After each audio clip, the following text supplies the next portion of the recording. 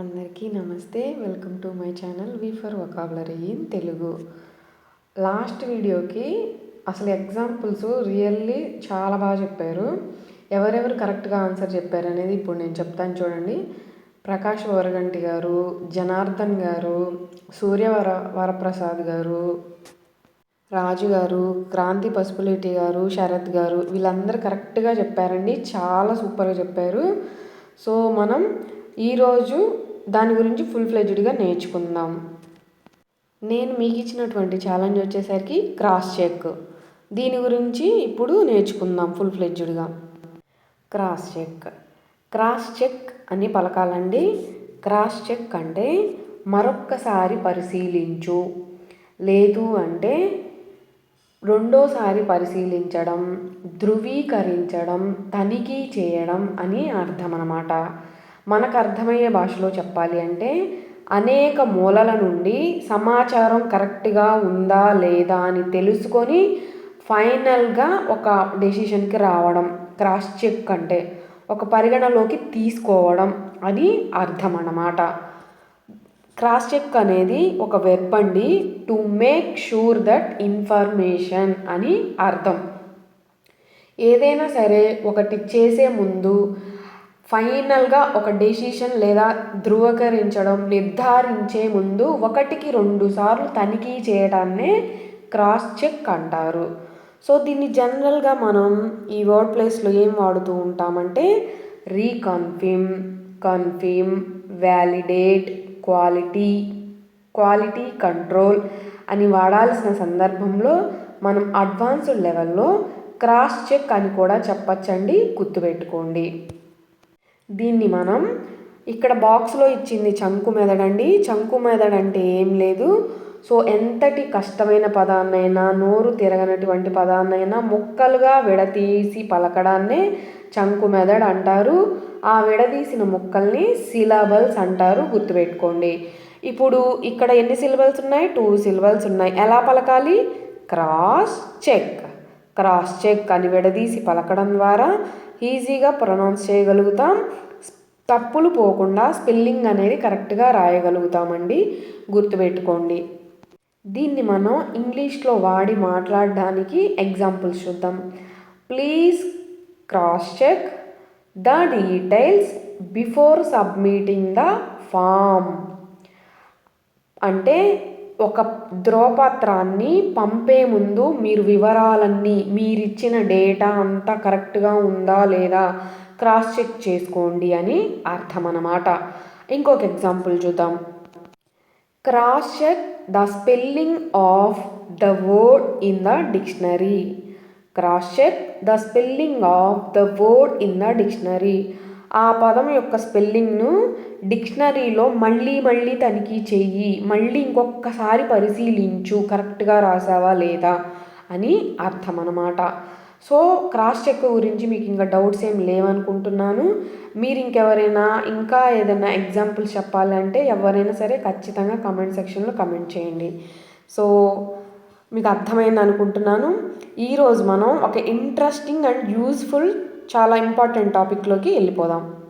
ఈరోజు మనం ఒకేలాగా, అంటే మనం పదాలు పలుకుతున్నప్పుడు ఒకేలాగా శబ్దం ఉంటుంది, దాని ప్రొనౌన్సియేషన్ ఒకలాగే ఉంటుంది, కానీ అర్థాలు వేరుగా ఉండి మనల్ని కన్ఫ్యూజ్ చేసే కొన్ని పెయిర్ ఆఫ్ వర్డ్స్ గురించి ఈరోజు నేర్చుకుందాం. క్లారిటీగా కొన్ని వర్డ్స్ నేర్చుకుందాం. Coming to the today's topic. First పేరు వచ్చేసరికి all together versus all together.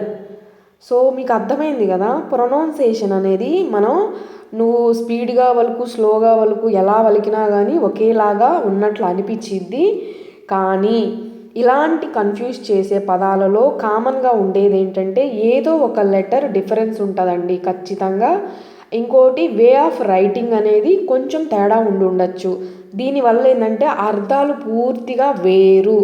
So మీకు దీని గురించి ఇప్పుడు నేను ఎక్స్ప్లెయిన్ చేస్తాను క్లియర్గా. వీడియో అనేది ఎక్కడైనా స్కిప్ చేయకుండా చూడండి. ఇక్కడ చూడండి, ఇక్కడ ఆల్ టుగెదర్ ఉంది కదా, సెకండ్ వర్డ్ వచ్చేసరికి చూడండి, ఆల్ అనేది సపరేట్గా ఉంది, టుగెదర్ అనేది సపరేట్గా ఉంది. ఆల్ అంటే మనందరికీ కామన్గా తెలుసు అందరూ అని కదా, టుగెదర్ అంటే కలిసి, దీనిలోనే మీనింగ్ ఉంది. ఇక్కడేముంది, ఆల్ టుగెదర్ ఉంది అంటే మొత్తం మీద అని ఉంది. సో ఇప్పుడు దీని గురించి ఫుల్ ఫ్లెడ్జ్డ్గా నేర్చుకుందాం మనం. ఫస్ట్ మనం ఆల్ టుగెదర్ గురించి నేర్చుకుందాం. ఇక్కడ ఆల్ అనేది సపరేటు, టుగెదర్ అనేది సపరేటు, వే ఆఫ్ రైటింగ్ చూడండి డిఫరెన్స్ ఉంది. సో మనం ఆల్ టుగెదర్ అనే దీన్ని కూడా పలుకుతాం, కానీ దీని అర్థం ఏంటి అంటే అందరూ కలిసి, లేదు అంటే ఒకేసారి అని అర్థం అన్నమాట.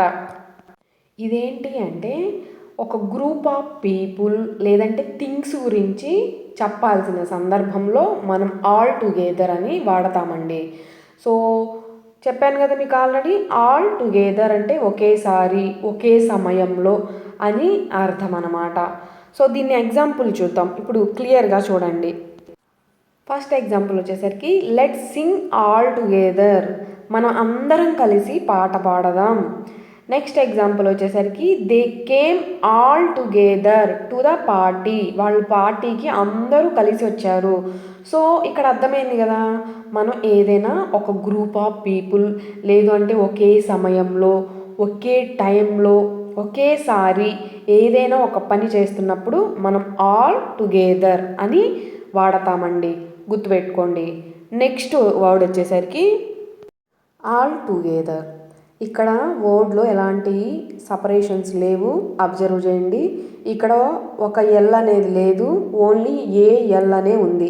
ఇది ఆ వర్డ్కి ఈ వర్డ్కి డిఫరెన్స్, కానీ మీనింగ్ అనేది కంప్లీట్గా డిఫరెన్స్. ఆల్ టుగెదర్ అంటే మొత్తంగా, మొత్తం మీద, పూర్తిగా అని చెప్పాల్సిన సందర్భంలో వాడతామండి. అంటే కంప్లీట్లీ, ఎంటైర్లీ అనే భావాన్ని మనం ఎక్స్ప్రెస్ చేయాల్సిన సందర్భంలో ఆల్ టుగెదర్ అని వాడతామండి, గుర్తుపెట్టుకోండి. దీన్ని ఎలా రాయాలో కూడా ఒకసారి చూడండి. ఈ స్పెల్లింగ్ అనేది చాలా ఇంపార్టెంట్. సో ఒకటి మొత్తంగా లేదా పూర్తిగా అని చెప్పాల్సిన సందర్భంలో మనం ఈ వర్డ్ని వాడతాము. ఇప్పుడు ఎగ్జాంపుల్స్ చూద్దాం. అసలు ఆల్ టుగెదర్ అనేదండి క్రియా విశేషణం, అంటే యాడ్వర్బ్. వెర్బ్కి ఎక్స్ట్రా ఏదైనా యాడ్ అయితే ఏమంటాం, యాడ్వర్బ్ అంటాం కదా, అందరికీ తెలుసు. ఇప్పుడు ఎగ్జాంపుల్స్ ద్వారా క్లియర్గా నేర్చుకుందాం. ఫస్ట్ ఎగ్జాంపుల్ వచ్చేసరికి all together it was a great experience, మొత్తం మీద అది మంచి అనుభవం. All together it was a great experience. So next example వచ్చేసరికి there were all together 50 students in the class, ఆ తరగతిలో మొత్తం కలిపి 50 మంది విద్యార్థులు ఉన్నారు. సో అర్థమైంది కదా మీకు, దానికి ఈ వర్డ్కి ఆ వర్డ్కి డిఫరెన్స్ అనేది క్లియర్గా అర్థమైంది కదా. సో ఆల్ అనేది సపరేట్గా ఉంటే మీకు బండ గుర్తు ఒకటే, ఆల్ అనేది సపరేట్గా ఉంటే ఆల్ అంటే మన అందరికీ తెలుసు అందరూ అని, టుగెదర్ అంటే కలిసి, సింపుల్ ఈజీగా బండ గుర్తు, ఇది గుర్తుపెట్టుకోండి చాలు. నెక్స్ట్ పేరు వచ్చేసరికి డెజర్ట్ వర్సెస్ డిజర్ట్. నేను మళ్ళీ పలుకుతున్నాను చూడండి, తెలుగులో క్లియర్గా ఇచ్చాను, డెజర్ట్ వర్సెస్ డిజర్ట్. సో మనం స్లోగా పలికినా, స్పీడ్గా అన్నా, వేరే వాళ్ళతో మాట్లాడుతున్నా ఇది కొంచెం కన్ఫ్యూజ్ చేసిద్ది. డి ప్లేస్లో కొంతమంది డే వాడతారు, కొంతమంది డా కూడా వాడేవాళ్ళు ఉన్నారు, డెజర్ట్ డెజర్ట్ అని చెప్పి. సో ఇక్కడ కొంచెం తేడానే ఉంది, కానీ స్పెల్లింగ్ అనేది చూడండి, స్పెల్లింగ్ కూడా అబ్జర్వ్ చేయండి, ఏమేమి అనేది ఎక్స్ట్రా ఉన్నాయి అనేది. సో ఇప్పుడు నేర్చుకుందాం దీని గురించి. ఫస్ట్ వర్డ్ వచ్చేసరికి డిజర్ట్. ఎలా పలకాలి, డిజర్ట్ అని పలకాలి. సో ఇక్కడ మీరు గుర్తుపెట్టుకోవాల్సింది 2 ఎస్లు ఉన్నాయండి, ఏమంటారు, బాగా బండ గుర్తు, 2 ఎస్లు ఉంటాయి డిజర్ట్ అంటే. డిజర్ట్ అంటే మిఠాయి, తీపి వంటకం, ఏంటి భోజనం తర్వాత తినే ఒక తీపి పదార్థం అని అర్థం అన్నమాట. ఎలా పలకాలి, డెజర్ట్ అనేది అది రాంగ్, డిఈ డిజర్ట్, డిజర్ట్ అని పలకాలి. దీన్ని నౌన్గా వాడతారండి. సో ఎగ్జాంపుల్స్ చూద్దాం. Ice cream is my favourite dessert. Ice cream is my favourite dessert. Ice cream నాకు ఇష్టమైన తీపి పదార్థం అని అర్థం అన్నమాట. ఇంకొక ఎగ్జాంపుల్ చూద్దాం. They serve fruit salad for dessert. They serve fruit salad for dessert. వాళ్ళు భోజనం తర్వాత ఫ్రూట్ సలాడ్ని తీపి వంటకంగా ఇచ్చారు, తీపి పదార్థంగా ఇచ్చారు. ఫ్రూట్ సలాడ్ అంటే డిజర్ట్ ప్లేస్లో ఫ్రూట్ సలాడ్ ఇచ్చారు అని అర్థం అన్నమాట. సో మీకు అర్థమైంది కదా. ఇక్కడ మనం ఏం గుర్తుపెట్టుకోవాలి, డబల్ ఎస్ ఉంది, డి అని పలకాలి, గుర్తుపెట్టుకోండి. నెక్స్ట్ వర్డ్ వచ్చేసరికి డెజర్ట్. డెజర్ట్ అంటే ఎడారి. ఈ వర్డ్లో చూసారా 2 ఎస్లు ఉండవు, ఓన్లీ ఒక్క ఎస్ మాత్రమే ఉంటుంది. సో దీన్ని ఎలా పలకాలి, డెజర్ట్ అని పలకాలి.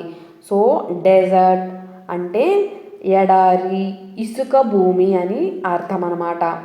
డెజర్ట్ అనేదాన్ని నౌన్గా వాడచ్చండి, వెర్బ్గా కూడా వాడచ్చు. నౌన్గా వాడినప్పుడు ఎడారి అని అర్థం వస్తుంది, ఇసుక భూమి అని అర్థం వస్తుంది.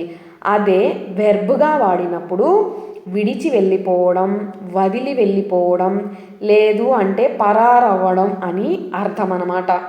సో మీకు క్లియర్గా అర్థమైంది కదా. డెజర్ట్ అంటే నౌన్గా వాడచ్చు, వెర్బ్గా వాడచ్చు. సో 2 మీనింగ్లు ఇచ్చాను చూడండి. సో దీని గురించి మనం ఎగ్జాంపుల్స్ నేర్చుకుందాం. The Sahara is a big desert. Sahara ఎడారి మనందరం చిన్నప్పటి నుంచి సోషల్లో చదువుకుంటాం కదా. సహారా అనేది ఒక పెద్ద ఎడారి అని అర్థం అన్నమాట. ఇంకొక ఎగ్జాంపుల్ చూద్దాం, వెర్బ్గా చూద్దాం ఇప్పుడు. He deserted his friends in danger. He deserted his friends in danger. అతను ప్రమాదంలో తన స్నేహితులను వదిలివేశాడు. కష్టాల రంగంలో వదిలేస్తారు, డబ్బులు ఉన్నప్పుడు ఏగల్లాగా వాళ్తారు, తెలిసిందే కదా. సో అది అన్నమాట అర్థం. ఇప్పుడు మీకు నేను ఇవ్వబోయే ఛాలెంజ్కి ఎంతమంది కరెక్ట్గా ఆన్సర్ చేస్తారనేది ఇది. నిన్నటిదాకా ఆన్సర్ చేసింది ఒక ఎత్తు అయితే, ఈరోజు ఆన్సర్ చేసేవాళ్ళు సూపర్ డూపర్ అనమాట. ఇక్కడ నేను చెప్పిన బండ గుర్తులు గుర్తుపెట్టుకొని ఇంకా లైఫ్లో ఎప్పటికీ మర్చిపోకుండా మీరు ఇప్పుడు ఇచ్చే ఛాలెంజ్కి ఆన్సర్ ఖచ్చితంగా చేయండి. సో రేపు నేను పేర్లు అనౌన్స్ చేస్తాను, అసలు ఎంత బాగా అర్థమైంది అనేది టాపిక్స్. డెజర్ట్కి ఒక బండ గుర్తు చెప్తాను వినండి. స్వీట్ అంటే మన జీవితంలో ఎక్స్ట్రా తీపిని యాడ్ చేసిద్ది కదా. సో డిజర్ట్లో 2 ఎస్లు ఉంటాయి. 2 ఎస్లు దేనిలో అయితే ఉంటాయో అది తీపి. ఇది గుర్తుపెట్టుకుంటే ఆటోమేటిక్గా డెజర్ట్ గుర్తు వచ్చిద్ది. సో ఈ బండ గుర్తు మర్చిపోమాకండి, గుర్తుపెట్టుకోండి. ఇంకెందుకు లేటు, ఈరోజు మీకు ఇవ్వబోయే ఛాలెంజెస్ ఇప్పుడు చూసేద్దామా. ఎంతమంది అసలు సూపర్, నేను ఈగర్లీ వెయిటింగ్ అనమాట. ఫస్ట్ ఛాలెంజ్ వచ్చేసరికి we had cake for dash.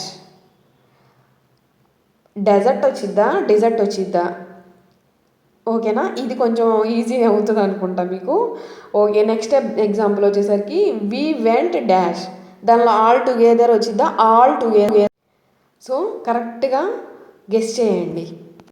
So మీ అందరికీ నేను అందించే ఈ నాలెడ్జ్ అనేది యూస్ఫుల్లే అనుకుంటున్నాను, ఖచ్చితంగా ఉపయోగపడిద్దనే అనుకుంటున్నాను.